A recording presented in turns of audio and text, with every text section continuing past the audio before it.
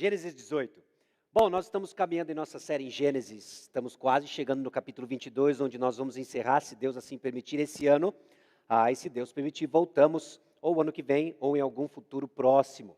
Estamos caminhando num dos valores, inclusive, da história da nossa igreja, um dos pilares da nossa igreja, a pregação expositiva, quando o pregador apresenta o ponto do texto bíblico na mensagem, é Deus falando com o seu povo hoje.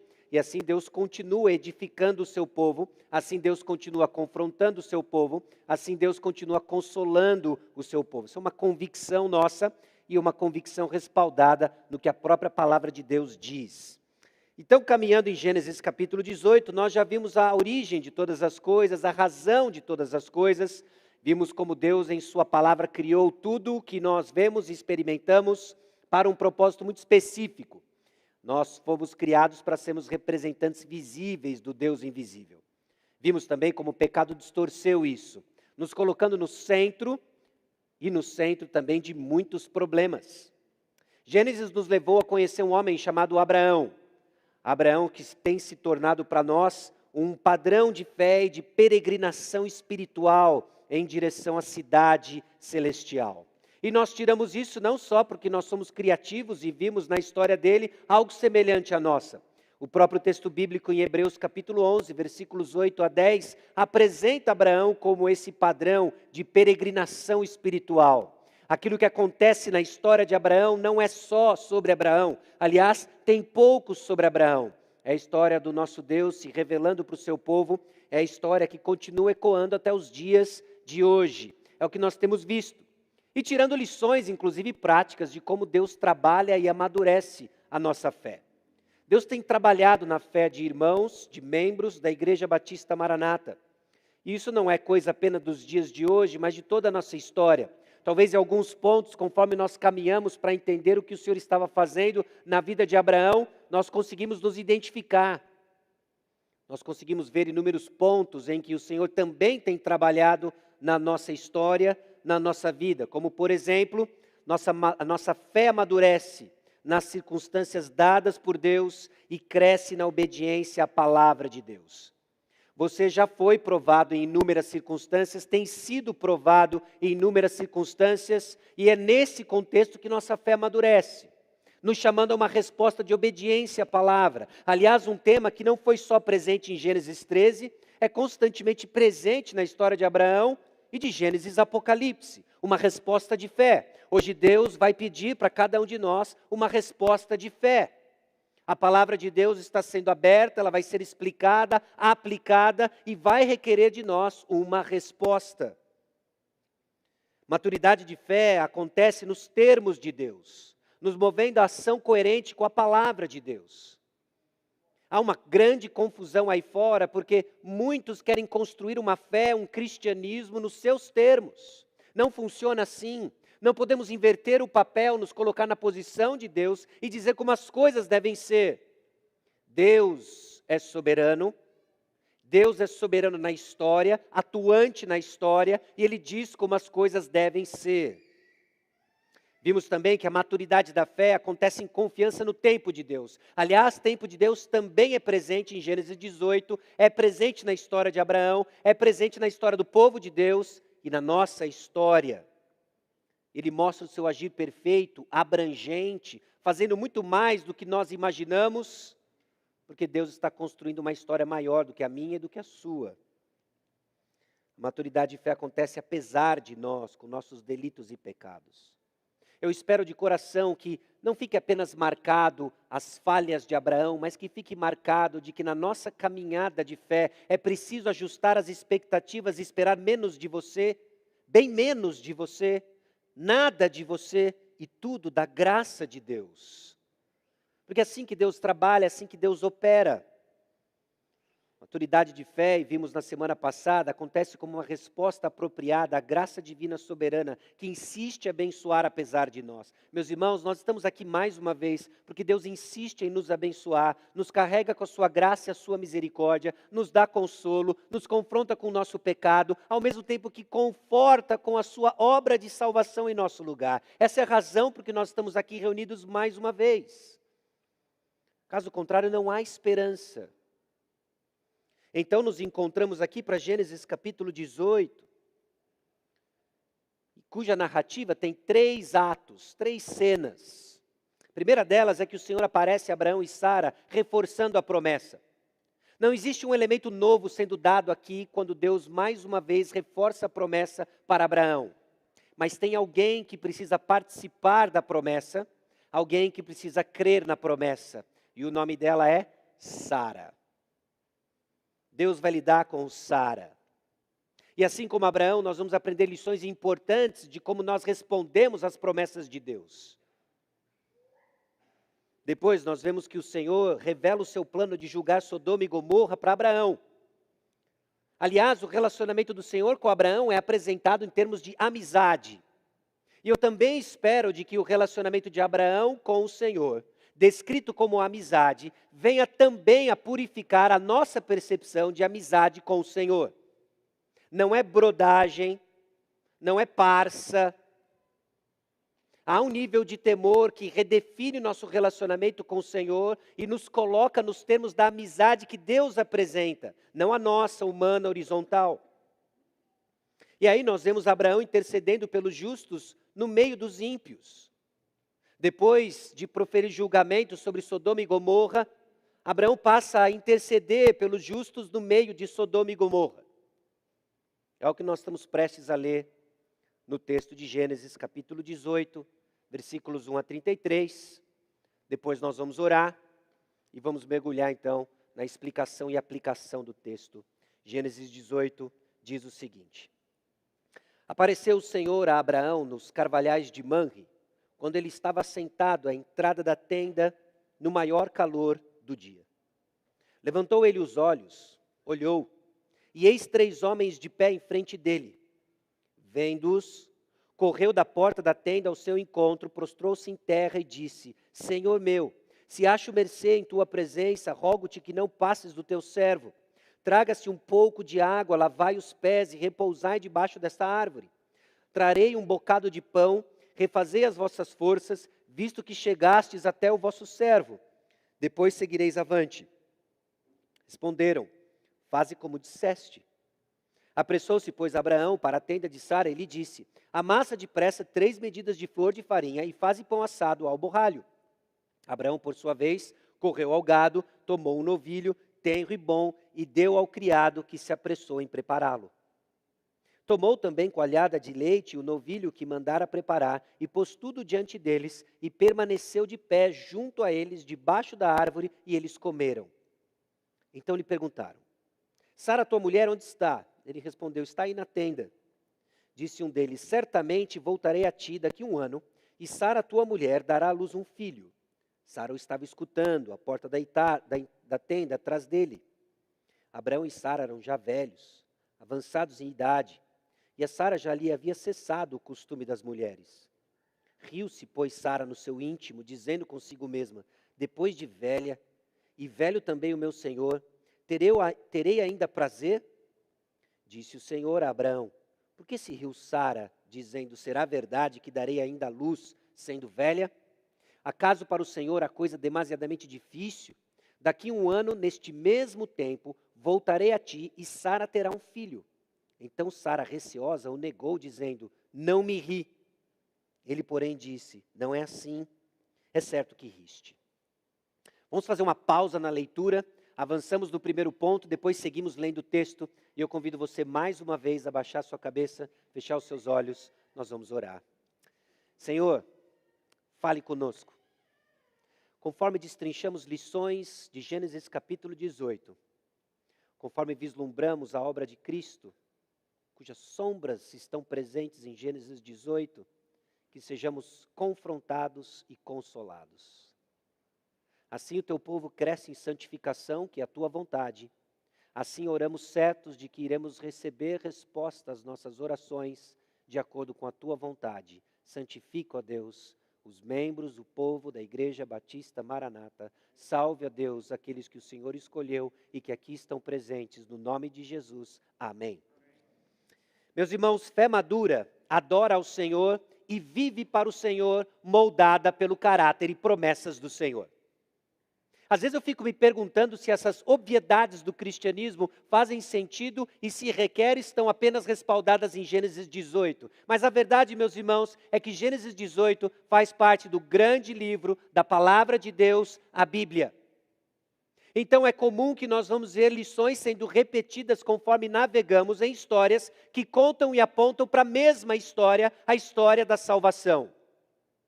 Mas hoje o Senhor há de nos lembrar de que uma fé madura, uma fé que responde está depositada no objeto certo, no alguém certo, Jesus Cristo. Ela é moldada pelo caráter e promessas do Senhor. E por que isso é importante? Porque em dias onde a experiência é valorizada acima da palavra, muita gente está confusa com relação ao que de fato é uma fé genuína, o que de fato são passos de obediência, porque você está confiando em sua experiência e não na palavra de Deus. Nós não negamos a experiência. Aliás, uma fé árida e seca não é a vontade de Deus para a nossa vida, mas experiência tem o seu lugar e ela segue um carro-chefe chamado fé e fé alicerçada na palavra de Deus. Nós precisamos disso e precisamos dessa âncora, caso contrário, você se torna vulnerável às suas experiências, porque nós passamos por elas. Nós passamos por picos de entusiasmo cristão, nós passamos por vales de desânimo espiritual, e se você não estiver ancorado em algo mais sólido do que a sua experiência, você vai naufragar. Então a nossa fé amadurece conforme nós expressamos nossa adoração ao Senhor e vivemos para o Senhor, e essa fé então é moldada no caráter e promessas do Senhor. E é usando justamente essa ideia como carro-chefe que nós vamos olhar 3 aspectos importantes que o texto descreve, que eu quero chamar sua atenção hoje à noite, entendendo um pouco mais do que de fato é uma fé genuína versus incredulidade. Esse é o nosso primeiro ponto. Nós vamos contrastar a fé já amadurecida, alguns passos de obediência de Abraão, com aquilo que Sara está experimentando. Parece que Sara experimenta um déjà vu da história de Abraão. Parece que ela está alguns passos atrás naquilo que o Senhor já fez com Abraão. E nós vamos contrastar uma fé genuína, legítima, que está crescendo e dando passos com aquilo que Sara apresenta e que descreve muitas vezes a minha e a sua experiência. Meus irmãos, o texto começa assim: apareceu o Senhor a Abraão no maior calor do dia. Eu não quero criar um grande ponto em cima do maior calor do dia, mas eu quero já antecipar você que isso está em contraste com Gênesis capítulo 19, versículo 1. E o Senhor se apresenta para os seus filhos de forma diferente do que nós vamos ver o Senhor se apresentando em Gênesis 19. Nós temos que entender isso e qualificar a presença do Senhor, porque Ele se apresenta com graça e misericórdia, mas Ele se apresenta também com justiça e ira. E uma visão correta e abrangente de quem o Senhor é, nos faz querer estar perto dEle, porque Ele é graça e misericórdia, nos faz temer Ele, porque Ele é justiça e ira. E nós precisamos de ambas as compreensões, amarradas pela santidade de Deus, para termos uma postura madura de quem Deus é, na totalidade do seu caráter. Quando enfatizamos um aspecto de quem Deus é em detrimento de outro, nós não estamos adorando o Deus verdadeiro da Bíblia. Nós precisamos compreender quem Deus é, abraçar a palavra de Deus na sua totalidade e assim caminhamos com fé e maturidade. O Senhor então se apresenta para os seus filhos de forma diferente. Considere então em Gênesis capítulo 19, versículo 1, que diz assim: ao anoitecer, vieram os 2 anjos a Sodoma. Bom, sem sombra de dúvida, são informações que nos ajudam a entender o contexto da narrativa, mas há um ponto importante sendo contrastado, meus irmãos. Narrativas hebraicas, em particular, trabalham com contrastes que nos ajudam a entender as verdades espirituais sendo estabelecidas. E agora o Senhor visita Abraão no maior calor do dia, onde há muita luz, e Sodoma Ele visita nas trevas. Há um contraste sendo feito e nos preparando. O Senhor se apresenta para o seu povo de forma diferente. Glória a Deus por isso. Quando nós nos reunimos e temos refletido sobre a trajetória teológica da presença de Deus, aquilo que Abraão desfruta aqui nos carvalhais de Manre, numa refeição com o Senhor, nós desfrutamos dominicalmente quando nos reunimos, o Senhor está aqui. Então nós somos capazes de extrair princípios da presença de Deus manifesta em Gênesis 18, toda a narrativa de Abraão, toda a narrativa de Gênesis e de Gênesis Apocalipse, e aplicar no nosso contexto, quando a Igreja Batista Maranata se reúne, o Senhor está aqui. E o Senhor se apresenta a nós de uma forma diferente. Meus irmãos, isso só é possível, e agora eu propositadamente uso o termo experimentar com os olhos da fé. Porque quando nos reunimos e a palavra de Deus é pregada, quando nos reunimos e cantamos ao Senhor, tem algo muito especial acontecendo aqui. Mas lutamos com corações distraídos, os ruídos da semana, os problemas que passamos. E que o Senhor nos dê olhos para entender que Ele está aqui. E é justamente esses olhos da fé que levou Abraão a uma postura de adoração. Porque ele já está com os seus olhos treinados a enxergar o Senhor. Você tem esses olhos. Você tem esses olhos. Meus irmãos, nós enxergamos aquilo que nós desejamos. Nós enxergamos aquilo que nós desejamos. O Google já entendeu isso. Você faz uma busca de máquina de lavar, você vai ser exposto à máquina de lavar por muito tempo, não é? Porque o Google sacou que você está procurando o que você deseja. Então ele vai te expor a uma série de máquinas de lavar. Eu experimentei isso uma vez. E com aspirador também. E assim funciona conosco. Você entra pelaquela porta, o que você deseja, o que você vai enxergar. E isso está intimamente ligado à opinião e o juízo de valor que você atribui ao relacionamento com os irmãos e com a própria igreja, porque você enxerga o que você deseja. E agora está aqui Abraão, esse homem moldado pelo Senhor, já dando passos de obediência, com uma fé madura. Ele levantou, ele os olhos, olhou, e eis 3 homens de pé em frente dele. Ele saiu, vendo-os, correu da porta da tenda ao seu encontro, prostrou-se em terra. Abraão começa a demonstrar aqui uma fé humilde. Aliás, não existe fé genuína e fé que amadurece se não estiver acompanhada de humildade. Você não vem aqui ouvir a palavra de Deus, você não vem aqui ouvir a palavra de Deus com o coração aberto e com os ouvidos atentos, se você não estiver convicto de que precisa do Senhor. Você pode vir aqui participar de um evento religioso, mas se você ainda está se segurando na sua performance, nas suas obras, na sua percepção desse mundo, você não escuta a palavra de Deus. Você ouve o que o pastor diz, mas não escuta a palavra de Deus. Abraão aqui demonstra uma humildade quando esse senhor, já perto dos seus 100 anos, com um currículo de guerra, um homem que foi escolhido para deixar sua terra, sua parentela, ir para uma terra onde o Senhor iria mostrar.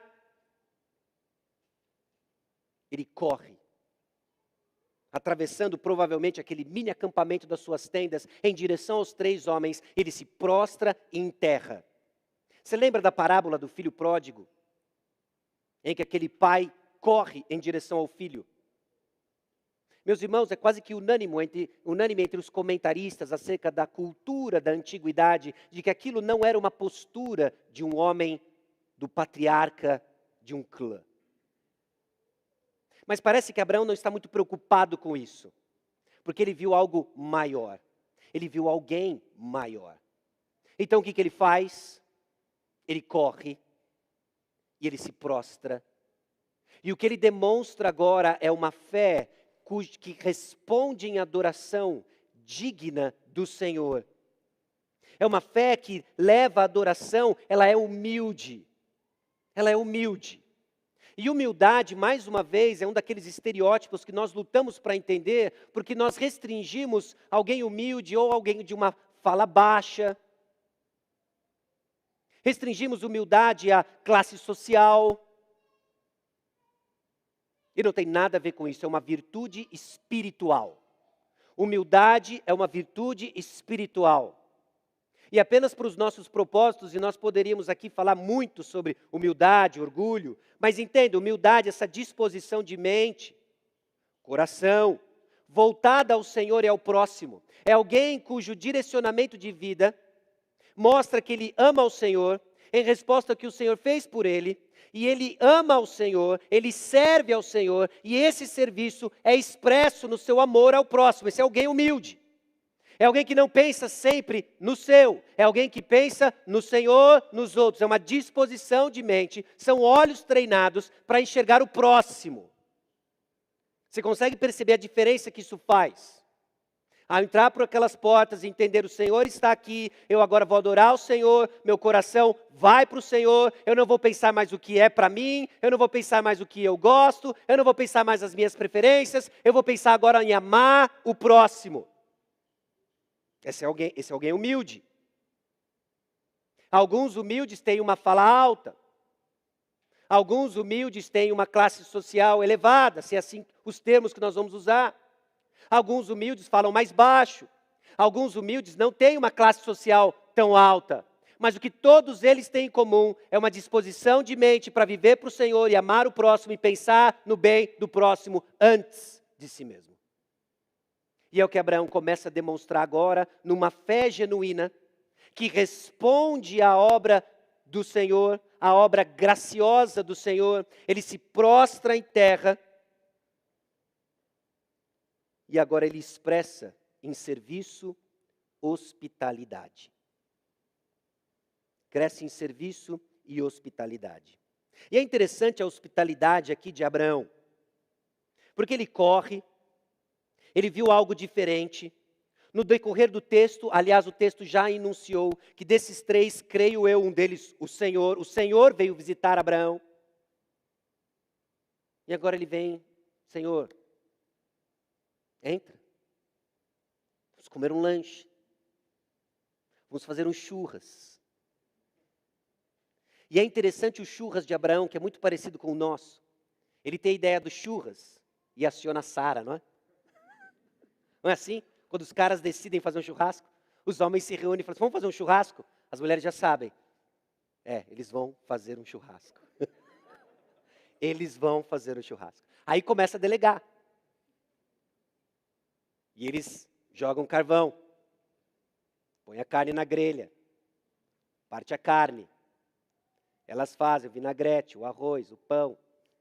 Sobremesa, bebidas. Põe a mesa, tira a mesa, lava a louça. Termina e eles falam, fizeram o churrasco. Meus irmãos homens, nosso pai Abraão inaugurou o esquema. É o que ele faz aqui, apressou-se, pois Abraão, a tenda de Sara, ele disse, amassa depressa 3 medidas e flor de farinha e faze pão assado ao borralho. E depois ele vai, correu ao gado, tomou um novilho e ele prepara essa refeição para com o Senhor. Ele exercita essa hospitalidade. Irmãos, Abraão oferece o que era do suprassumo da sua época e da sua condição para receber esses 3 homens. Ele viu algo diferente. Com seu coração treinado agora para ouvir a voz do Senhor, ele viu algo diferente. E ele expressa então essa hospitalidade. Aliás, meus irmãos, aqui cabe um parêntese, refletimos sobre hospitalidade.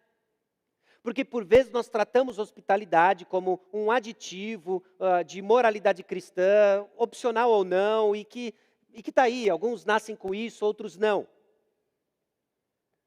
Mas a hospitalidade de Abraão é um modelo para nós, para recebermos a presença de Deus.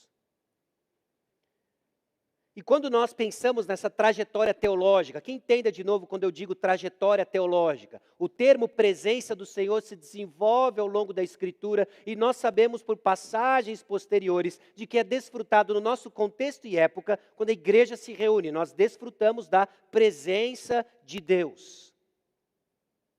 E a hospitalidade de Abraão agora nos faz refletir sobre o que significa essa hospitalidade no nosso contexto, porque facilmente nós confundimos com uma visão bem humana, centrada no homem de hospitalidade, como, por exemplo, fazer muitas festas. Graças a Deus por festas, que elas continuem, E que elas aumentem sem máscara e com mais gente, amém? Ok. Feito esse ponto, vamos refletir um pouco sobre a questão da hospitalidade, de acordo com aquilo que Abraão faz, daquilo que nós somos chamados a exercer no nosso contexto. Nós temos comunhão uns com os outros. E a comunhão pressupõe ser conhecido e conhecer alguém em comum. Hospitalidade é o relacionamento com desconhecidos, visando o mesmo comum. Pare e pense o que significa quando alguém entra na presença do Senhor, aqui na Igreja Batista Maranata, e é desconhecido de nós. O que é hospitalidade? E por que somos chamados a exercer hospitalidade? Hospitalidade é um exercício que flui justamente do coração do Evangelho. Nós estávamos alheios ao Senhor, Deus nos trouxe para perto. Nós estávamos dispersos, desconhecidos de Deus e uns dos outros. Deus nos trouxe para perto e se fez conhecido. Quando alguém entra por aquela porta e que não é conhecido, que os olhos dos membros da Igreja Batista Maranata estejam procurando como nós podemos aproximá-los e apresentá-los ao Deus que tudo conhece. Você entende isso? Essa é a hospitalidade bíblica. Pode culminar numa festa e num churrasco, pode culminar numa pizza, pode culminar numa porção de coisas, mas se não é esse o centro da nossa hospitalidade, ela se confunde com a amizade nos padrões do mundo. Quer comais, quer bebais, ou façais qualquer outra coisa, façam tudo para glória de Deus. Quer festejais, quer churrascais, quer pizzarais, façam tudo para glória de Deus. E o nosso meio é tão diverso que tem o grupo da pizza, tem o grupo do pastel, tem o grupo do churrasco, tem o grupo low carb, tem o grupo vegano, natureba, tem grupo de tudo. Às vezes os grupos se misturam. Mas tem que ter uma coisa em comum, todos esses grupos. E não é a nossa opção alimentar. É o Senhor Jesus Cristo, que se faz conhecido no meio do seu povo, e o seu povo junta mais povo que ainda está disperso e não o sabe. Será que Deus tem povo no Beira-Rio? Você viu lá o vídeo? Os jovens batendo de porta em porta. Aliás, um vídeo que deve ficar guardado para a posteridade. Depois nós vamos ver, olha, aquela criancinha brincando com o cachorro. Nós enviamos como missionário. Eu não sei. Você não sabe, Deus sabe. E a hospitalidade vai fazer o quê? Vai demonstrar o amor de Cristo e o plano de Deus vai se tornar conhecido. Abraão exerce então hospitalidade. Ele fica de pé esperando aqueles homens, esperando o Senhor terminar a refeição. Refeição sempre com aquela conotação de comunhão. E aí surge a pergunta. Então lhe perguntaram, Sara, tua mulher, onde está? Sara, tua mulher, onde está? Tem algumas coisas prováveis atrás dessa pergunta. Talvez Abraão não tenha compartilhado ainda com Sara o que o Senhor falou para ele em Gênesis capítulo 17, que não faz muito tempo. Em ambos, ele tinha aproximadamente a mesma idade, o que é bem possível, dado os aspectos comuns, não só do churrasco, quanto da comunicação de Abraão com Sara. Pode ser que nós estamos aqui diante de mais uma evidência de que desses três homens, eles não são comuns. Mas a pergunta é feita, Sara, tua mulher onde está? Mudando a narrativa de direção, porque agora o Senhor vai tratar com Sara. Meus irmãos, a promessa é refeita. Certamente voltarei a ti daqui a 1 ano. Foi exatamente o que ele disse no capítulo 17 para Abraão, daqui a 1 ano. E Sara, tua mulher, dará à luz um filho. Sara estava escutando à porta da tenda, atrás dele. Não tem nenhuma informação adicional. Não existe nada sendo somado em Gênesis 18 que já não tenha sido dito em Gênesis 17, 15 e 12. E aí tem um aspecto da atitude de Sara de incredulidade, quando ela riu, nós já lemos o texto, que é a seguinte: incredulidade é uma resposta ruim às mesmas promessas. Incredulidade é uma resposta ruim às mesmas promessas.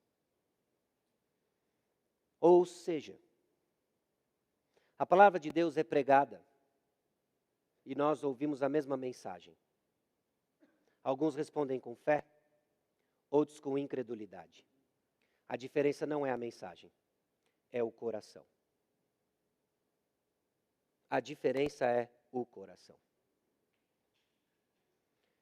Meus irmãos, isso coloca o peso no lugar certo, isso nos chama a responsabilidade de que ouvir uma disciplina espiritual, e cabe a nós ouvir a palavra de Deus e não supor de que incredulidade seja o mesmo que ignorância, porque não é. Aliás, nós tratamos assim no dia a dia. Quando vemos irmãos lutando com incredulidade, nós pressupomos de que ele precisa ouvir alguma coisa nova. Ele precisa ouvir alguma coisa nova.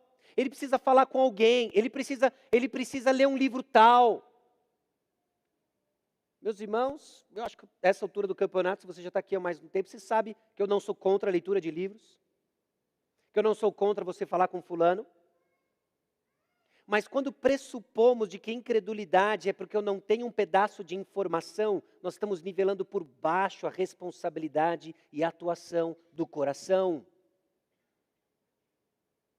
Depois de um tempo, ao andarmos com o Senhor Jesus Cristo, o ganho de informação é apenas para deixar as mesmas informações mais profundas, mais abrangentes, e damos passos de fé, mas o beabá da fé já lhe foi dado. Você conhece. E a luta então de incredulidade do seu coração não é porque lhe falta um pedaço de informação, mas uma resposta ruim do coração.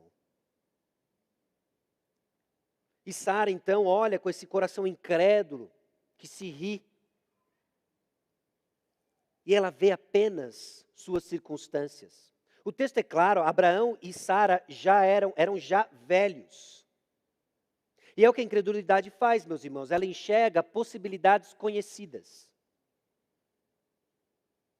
Quando estamos com o coração incrédulo, endurecido, nós enxergamos apenas as possibilidades conhecidas. Nós pressupomos que já sabemos como Deus vai agir em determinada circunstância. E a resposta triste de Sara, riu-se, pois, Sara no seu íntimo, dizendo consigo mesma: depois de velha, e velho também o meu Senhor, terei eu ainda prazer? A incredulidade ri da palavra de Deus, apegando-se ao que conhece. Esse é o cinismo pernicioso do coração que está dando margem à incredulidade. É quando o que nós experimentamos aqui e está diferente do que a palavra de Deus diz, então nós começamos será mesmo que o que Deus diz sobre a igreja ser essa harmonia dos irmãos é verdadeiro mesmo?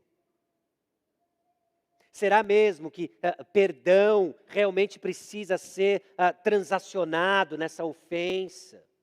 Será mesmo que agora essa maledicência vai ser um problemão mesmo?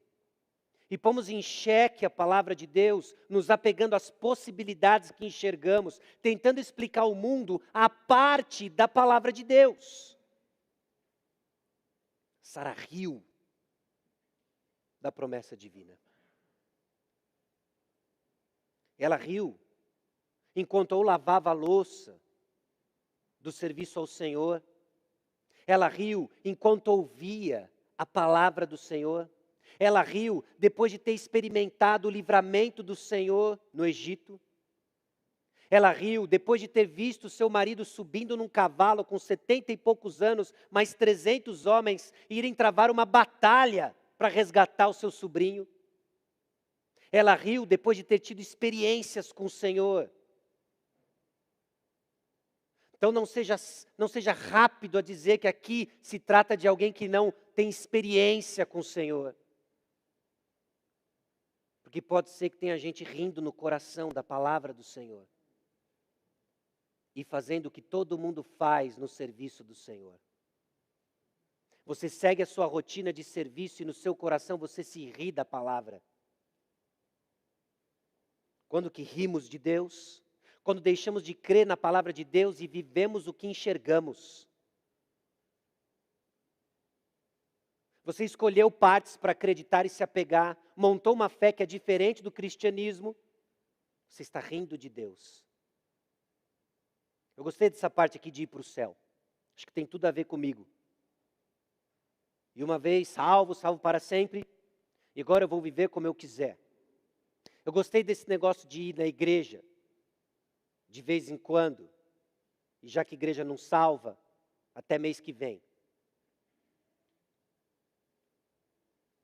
Mas esse negócio de se relacionar com os irmãos, de quando eu peco, eu me humilho, quando pecam contra mim, eu vou lá e confronto.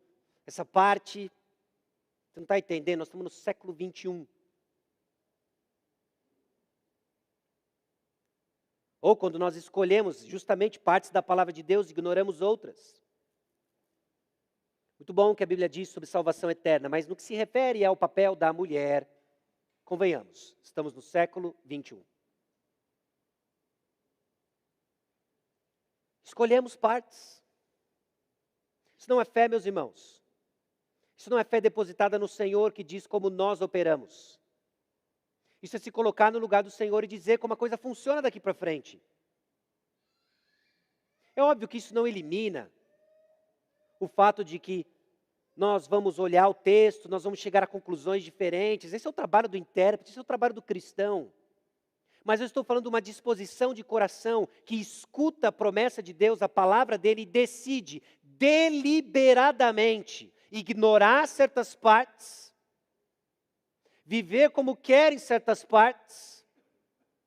Você no seu íntimo ri do Senhor.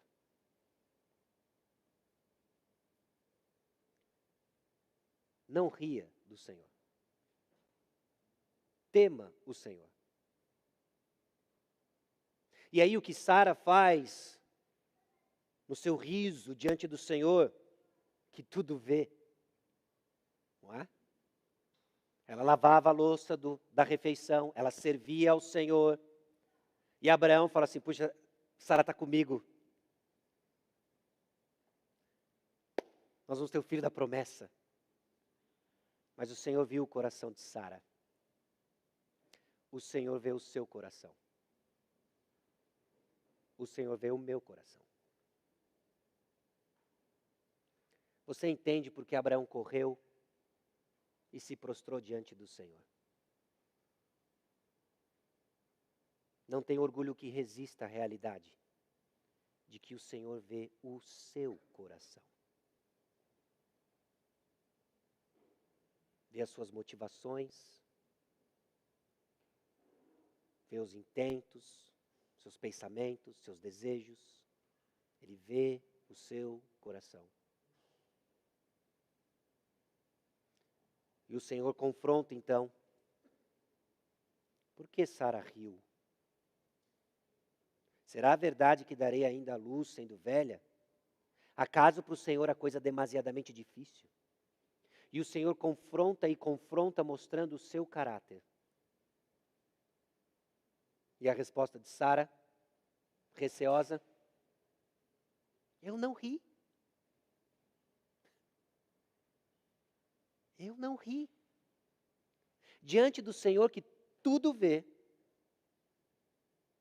diante do Senhor que todos nós estamos expostos, ela diz, eu não ri. O Senhor viu errado. É que eu estou fazendo um implante e parece que eu ri, mas eu não ri. Eu não estou irado, é a minha personalidade. Não é ansiedade, é uma preocupação básica.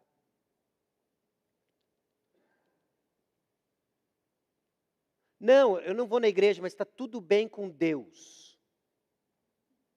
Eu só tenho um problema assim, as pessoas que Deus fez e colocou para eu amar.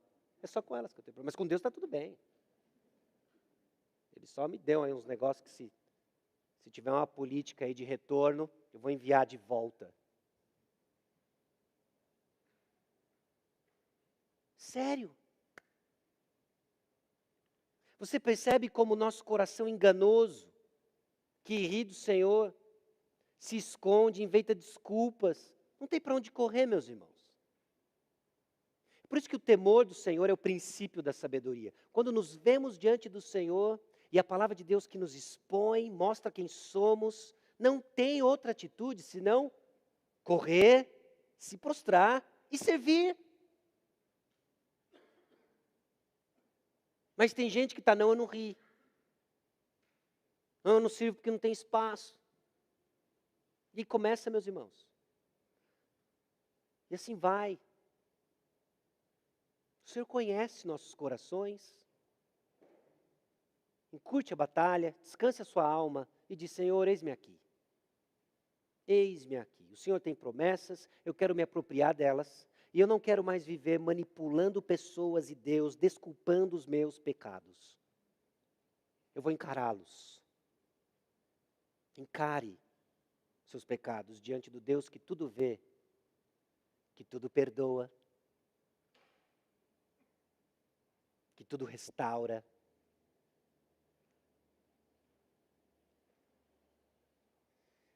Bom, daqui um ano, neste mesmo tempo, tanto no versículo 10 quanto no versículo 14, o Senhor deixa claro o tempo. Aquelas promessas de Gênesis capítulo 12, que eram muito vagas. Sai da tua terra, vou fazer você uma grande nação. Quando? Sai da tua terra, da tua parentela. Agora recebeu data, é daqui um ano, neste mesmo tempo.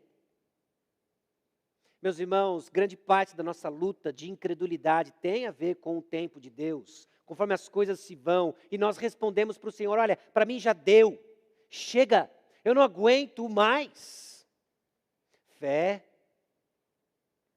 confia no tempo de Deus. O papel da fé não é adivinhar o tempo de Deus, mas confiar no tempo de Deus. Nós buscamos responder e descobrir aquilo que Deus não revelou para nós e que não cabe a nós saber. Quando? Não sei. Não cabe a você saber. Cabe a você confiar. Um autor disse o seguinte, a caminhada de fé envolve encarar as circunstâncias difíceis e com as promessas de Deus, desafiar os desencorajamentos, desânimos e frustrações que nos tentam abandonar a esperança em Deus. Meus irmãos, diariamente, semanalmente, constantemente, nós nos deparamos mais uma vez com o nosso pecado, com o pecado de irmãos, com o pecado de pessoas próximas e vivendo neste mundo caído. Então nós somos tentados ao desânimo, nós somos tentados a perder a esperança, nós somos tentados à ira. Fé, olha as promessas de Deus, enxerga as circunstâncias através das promessas de Deus. Ânimo, meu irmão, ânimo, minha irmã. Deus cumpre promessas no tempo dele, e o tempo é certo. E ele garantiu o cumprimento dessas promessas. Essa promessa de nos transformar à imagem de seu Filho. A promessa de que um dia todos nós seremos como Ele é. Nós estamos apenas aguardando algo certo. Nossa esperança tem a ver com aguardar algo certo. Não tem a ver com esperar algo incerto, mas aguardar algo certo. Nós entramos aqui, experimentamos inúmeros desafios, de vivermos como igreja, de vivermos em relacionamentos que são afetados por pecados, mas o fato é o seguinte, Jesus Cristo nos fez a igreja triunfante do Senhor há de ser imaculada na presença do Senhor, nas bodas do Cordeiro, é uma questão de tempo apenas, você crê, persevere. Pegue as promessas do Senhor, encare suas frustrações, encare seus desânimos, encare seu desencorajamento, encare a sua derrota diante do pecado, ajunte os cacos e deixa Deus trabalhar a maravilhosa obra da graça dele, de fazer de você filho dele. É isso que ele faz com os trastes que nem eu e você. Não, eu não sou tão ruim assim. Calma, você vai chegar lá nesse ponto. Nós é grave demais. Porque a gente diz amém para isso antes que o pinheirinho chegue. A gente já esqueceu. Senhor, imprima isso nos nossos corações. Que as promessas do Senhor sejam meditadas no nosso coração. Para que não entreguemos os pontos diante do abatimento que nossa alma por vezes enfrenta. O segundo ponto, dos versículos 16 a 21, que diz assim: tendo-se levantado dali, aqueles homens olharam para Sodoma e Abraão ia com eles, para os encaminhar. Disse o Senhor: ocultarei a Abraão o que estou para fazer, visto que Abraão certamente virá a ser uma grande e poderosa nação, e nele serão benditas todas as nações da terra, porque eu o escolhi para que ordene a seus filhos e a sua casa depois dele, a fim de que guardem o caminho do Senhor e pratiquem a justiça e o juízo, para que o Senhor faça vir sobre Abraão o que tem falado a seu respeito. Disse mais o Senhor: com efeito, o clamor de Sodoma e Gomorra tem se multiplicado e o seu pecado se tem agravado muito. Descerei e verei se de fato o que tem praticado corresponde a esse clamor que é vindo até mim, e se assim não é, sabê-lo-ei. Os versículos 16 a 21 trazem para nós a descrição dessa amizade com Deus, o agir da graça do Senhor e o papel da obediência. Os irmãos, Abraão ia com eles. Você já imaginou, depois dessa refeição com o Senhor, os dois anjos, Abraão ia para dar um rolê com o Senhor. Ele andando, caminhando com o Senhor, na presença do Senhor. E aí o Senhor: ocultarei a Abraão o que estou para fazer? Não. O Senhor não iria ocultar de Abraão o que ele estava prestes a fazer. Porque não é assim que Deus trata os seus amigos. Não é brodagem, não é truta de Deus. Ser amigo de Deus é ser convidado e colocado num círculo de comunhão íntima em que Deus revela o seu plano para o seu amigo. E aqui o que nós enxergamos justamente é que um relacionamento íntimo com o Senhor envolve conhecer os planos do Senhor. Então não limite a amizade com Deus a uma experiência subjetiva. É uma experiência, sem dúvida, mas ela é guiada pelos planos do Senhor, pela palavra do Senhor. Agora, em nosso tempo e no nosso momento da história, o que é isso? O que é conhecer o plano de Deus? Se não conhecer a palavra de Deus. Não construa uma amizade com Deus, entre aspas aqui, em detrimento da palavra de Deus. Porque isso não é amizade com Deus. É amizade com o seu amigo invisível, pessoal, que você criou aí no seu coração. Relacionar-se com Deus é ouvir o que Deus está dizendo.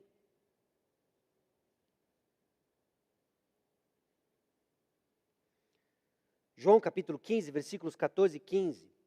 Vós sois meus amigos se fazeis o que eu vos mando. Bom, já tem um elemento diferente, que a gente não está habituado a pensar amizade assim. Mas olha o versículo 15. Já não vos chamo servos, porque o servo não sabe o que faz o seu senhor. Mas tenho-vos chamado amigos, porque tudo quanto ouvi de meu Pai vos tenho dado a conhecer. Amizade com Deus não elimina a sua responsabilidade de obedecê-lo, mas não é uma obediência cega, porque Deus já diz a razão porque nós o fazemos. Por quê? Porque somos filhos dele. Somos amigos, somos servos, mas também somos filhos dele. Temos uma nova natureza. Então por que você obedece a Deus? Porque você é amigo. Mas porque ele é amigo, ele disse por que você obedece. E Abraão agora é convidado nessa caminhada com o Senhor, em que o Senhor vai dar para ele mais informações sobre o que ele vai fazer e conta o seu plano de destruição, julgamento em Sodoma e Gomorra. E aí vemos como a graça de Deus opera justamente na vida de Abraão no versículo 19, porque eu escolhi. a fim de que, e para que o Senhor escolheu Abraão baseado única e exclusivamente na graça de Deus. Com que propósito? A fim de que ele guarde os caminhos do Senhor e pratique a justiça e o juízo. Para quê? Para que o Senhor faça vir sobre Abraão que tem falado a seu respeito. Presta atenção nesse ciclo aqui. Não se perca aqui. A graça de Deus se manifestou a nós. Se manifestou a nós nos capacitando para obedecer ao Senhor. E é por meio da nossa obediência, capacitado pela graça do Senhor, que cumprimos o propósito dado por Deus. Mas tem gente que para na primeira frase. Deus me deu a graça e agora eu vivo como eu quero. Por isso que você não experimenta a bênção do Senhor. Por isso que você vive travado com o Senhor. Por isso que você para e não anda com o Senhor. Porque você recebeu da graça do Senhor e vive como você quer. E como você quer, não cumpre a vontade de Deus na sua vida.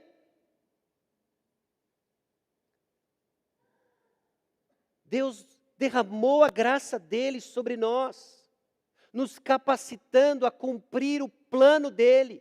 A obediência entra em cena, capacitados pela graça de Deus. E então, no caminho de obediência, desfrutamos do Senhor.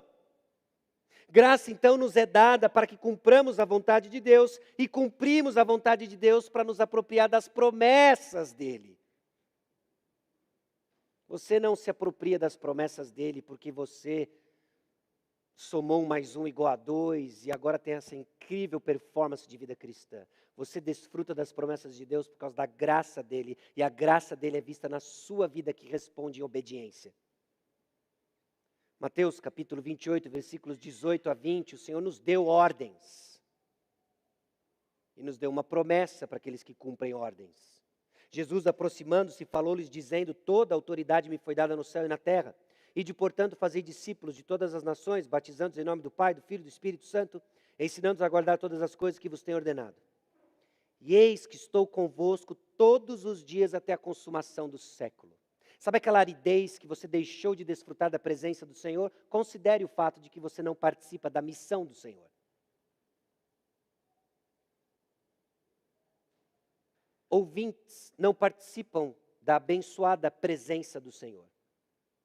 Ouvintes ficam confusos, porque vê a experiência de alguém que está perto e do lado, desfrutando da presença do Senhor, e se pergunta, eu acho que eu estou no lugar errado. Você começa a questionar a sua fé. Sabe por que você está questionando a sua fé? Porque ela não está em exercício de acordo com como o Senhor a deu para você. Ele deu a fé para que você exerça a fé nas promessas do Senhor e desfrute das bênçãos do Senhor. O Senhor está aqui. Filipenses capítulo 4, versículo 9, que também aprendestes e recebestes e ouvistes e vistes em mim, isso praticai. E o Deus da paz será convosco. Deus é sempre conosco. Mas aqui o apóstolo Paulo faz uma referência, sim, à bênção da paz de Deus, que alguns deixaram de desfrutar. Por quê? Que Deus saiu da igreja? Não. Porque o Shekinah saiu do quilômetro 11 e foi para outro lugar? Não.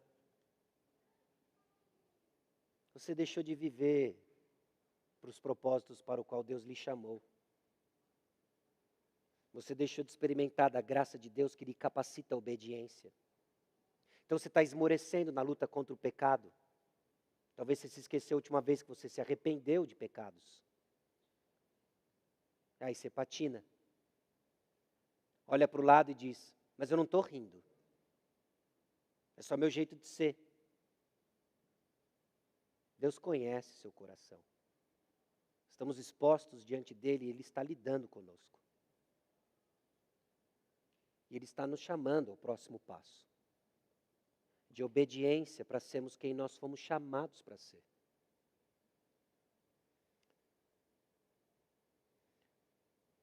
O texto também diz que o Senhor olhou para Sodoma e Gomorra e viu que o pecado tem se agravado e muito. A gente esconde o nosso pecado, Deus vê o nosso pecado. Ele está atento, prestes a lidar com ele. Obediência, então, é resultado e ação da graça de Deus. E desobediência é alvo da desgraça de Deus. É o que Sodoma e Gomorra vão experimentar agora, a desgraça, o juízo de Deus. Irmãos, levemos a sério, nosso Deus é santo. E que Ele nos conduza justamente nesse temor maduro. Que sim, se aproxima dEle com louvor, adoração, com corações gratos. Ele é misericordioso, Ele é gracioso. Mas Ele é justo, Ele é santo.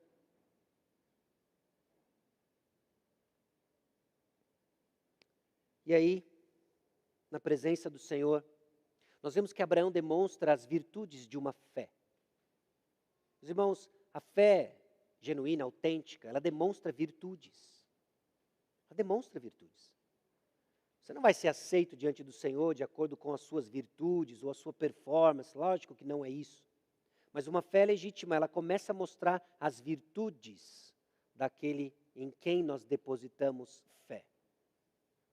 Então partiram dali aqueles homens e foram para Sodoma. Porém Abraão permaneceu ainda na presença do Senhor. E aproximando-se a ele disse, destruirás o justo com o ímpio? Abraão já faz uma pergunta pressupondo o caráter de Deus. Quando você ora, você expressa a visão que você tem de quem Deus é.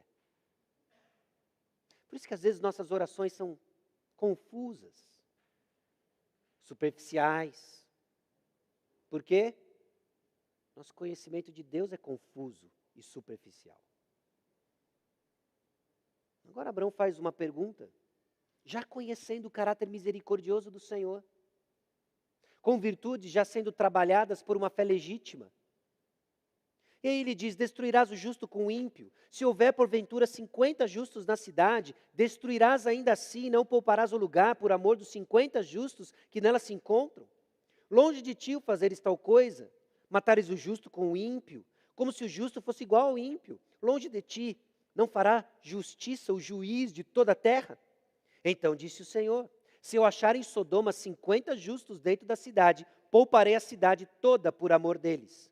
Disse mais Abraão, eis que me atrevo a falar ao Senhor, eu que sou pó e cinza.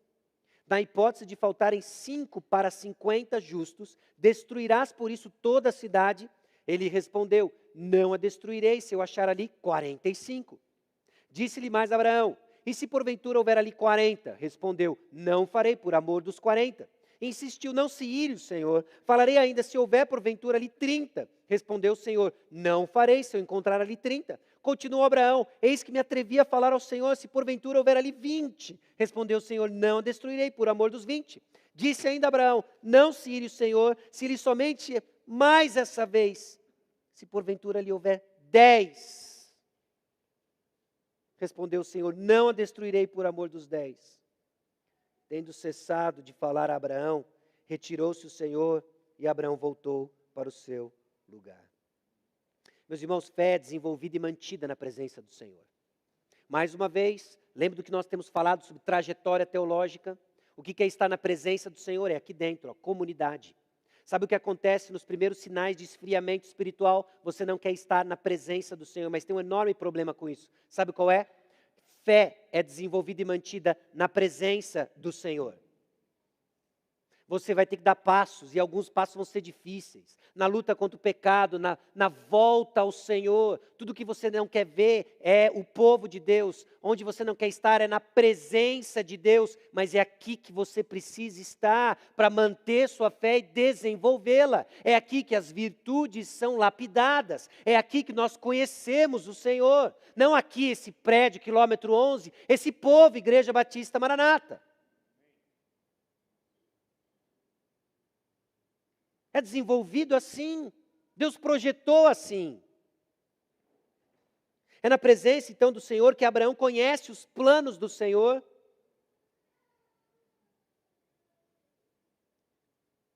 E mais uma vez, muitos desconhecem essa intimidade porque não conhecem o plano de Deus, porque você não está aqui. Você não está aqui. Dica para você, conselho, vou persuadir você que está frio espiritualmente. Faça 2 resoluções diante do Senhor, movido por fé, e diante do que a palavra de Deus está colocando para nós. 1. Eu vou estar aqui. eu vou frequentar a igreja. Você está entendendo que isso não é simplesmente vamos encher cadeira vazia. Nós estamos aqui lutando para manter o nosso coração alinhado com o Senhor. Eu vou estar presente. 2, eu vou me expor à comunhão com os irmãos. Faça isso e você vai desfrutar algo diferente do que você vem experimentando. Não é ser arroz de festa, não é mudar sua personalidade, é exercer fé nos recursos espirituais dados por Deus a essa comunidade para crescermos diante do Senhor. É isso. Lógico que isso vai confrontar nosso orgulho, não é? Lógico que isso confronta a nossa conveniência. Lógico que isso nos confronta em vários níveis. E o Senhor está lidando com cada um deles.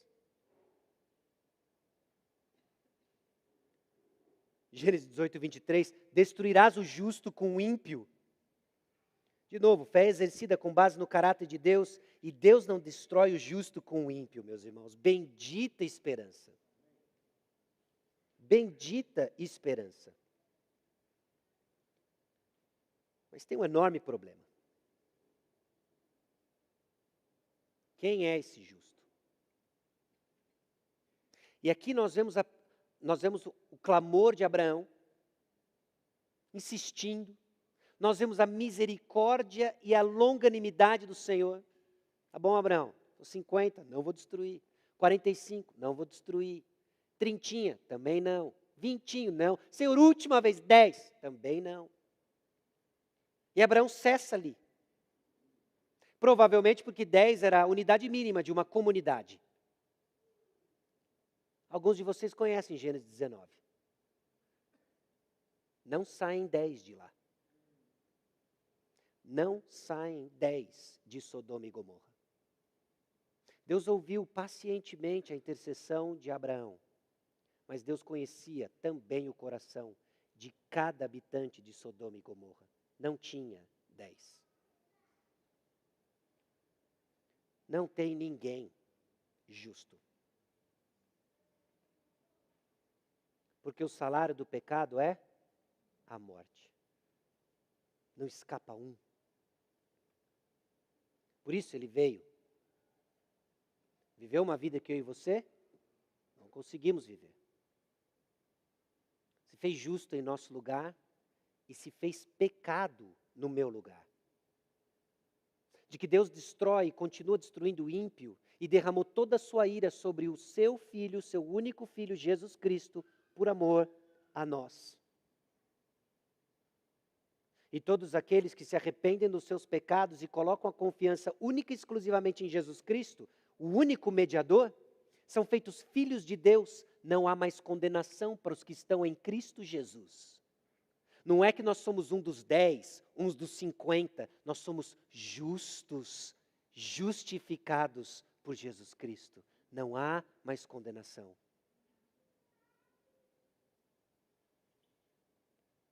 E aí nós vemos essa compaixão de Abraão, meus irmãos.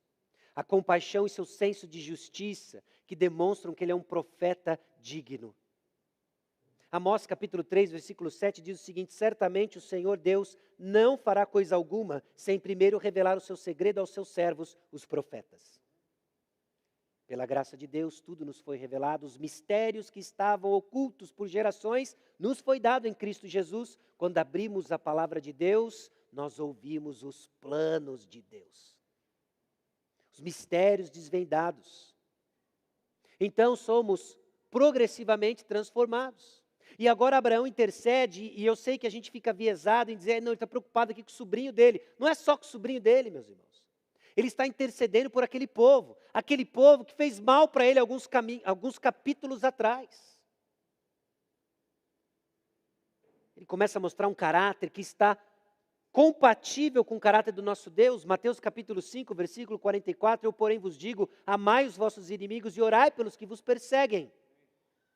Abraão então começa a prefigurar esse intercessor, começa a lançar para nós um padrão de como o Senhor opera em favor dos seus. Ele intercede, ele opera e deixou um exemplo, orar para os que vos perseguem. Nós temos sim um mediador, apenas um mediador entre Deus e os homens, Cristo Jesus, homem. o qual a si mesmo se deu em resgate por todos, testemunho que se deve prestar em tempos oportunos. Louvado seja o Senhor, que aquilo que Abraão fez, porque ele estava dentro desse círculo íntimo de comunhão com Deus, e que Deus ouviu sua intercessão, ainda que foi coerente com o seu caráter e trouxe juízo sobre Sodoma e Gomorra, e poupou 3, aliás, poupou Ló. E a gente só diz que Ló é justo porque o Novo Testamento diz, o justo Ló.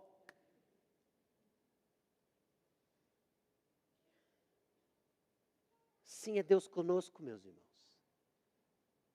Brigando, lutando, trabalhando pela sua alma.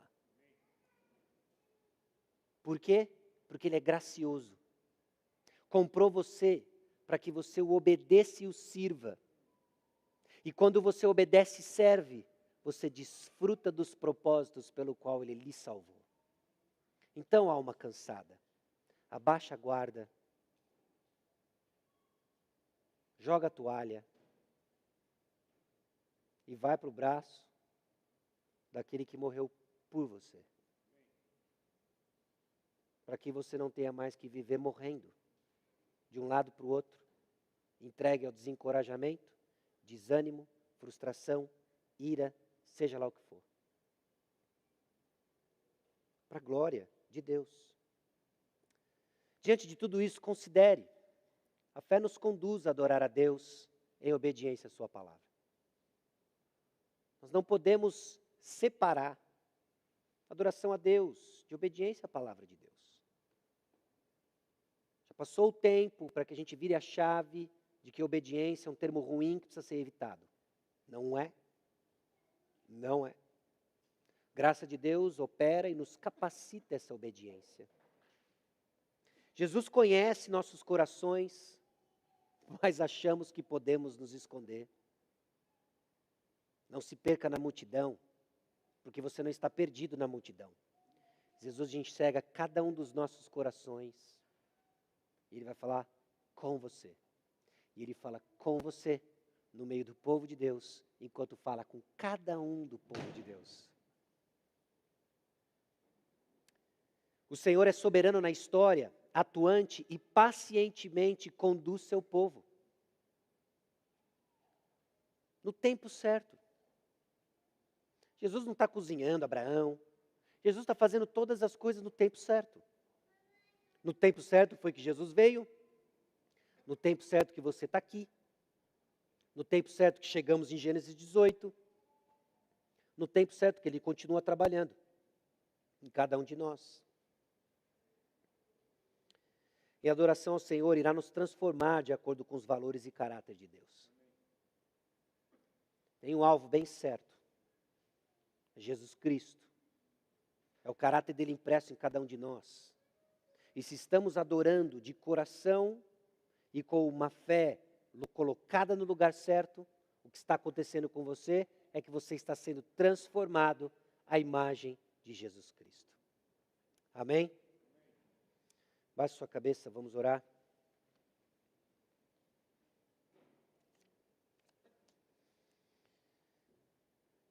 Senhor, que o Teu Santo Espírito nos instrua, nos repreenda, nos corrija, nos ensine diante daquilo que ouvimos, diante da Tua palavra. Cative, ó Deus, o coração de cada um de nós a perceber e se entregar a este amor paciente, a essa misericórdia firme que o Senhor demonstrou sobre cada um de nós. Conceda-nos a graça de crescermos em hospitalidade, mostrando a obra de salvação que um dia o Senhor operou em nós, que estávamos estranhos, afastados, fomos trazidos para perto. Que isso fique evidente em nossos encontros dominicais, quando a Assembleia se reúne para ouvir o Senhor, adorar o Senhor. Que isso fique evidente durante a semana, quando os pequenos grupos se encontram, quando os grupos de jovens se encontram. Que sejamos marcados e caracterizados pela hospitalidade, porque o Senhor nos recebeu quando estávamos estranhos ao Senhor. Conceda-nos a graça de apenas vivemos, ó Deus, para o propósito que o Senhor nos salvou e nos escolheu. De sermos conhecidos apenas pelo agir do Senhor. E que fique claro que é o Senhor quem faz e que é o Senhor que é digno de toda a glória. Em nome de Jesus que oramos. Amém.